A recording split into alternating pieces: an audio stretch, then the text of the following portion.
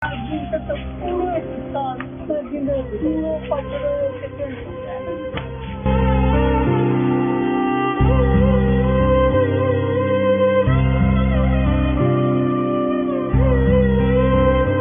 ఊరు మీది అంజయ్ గౌడ్ గారు?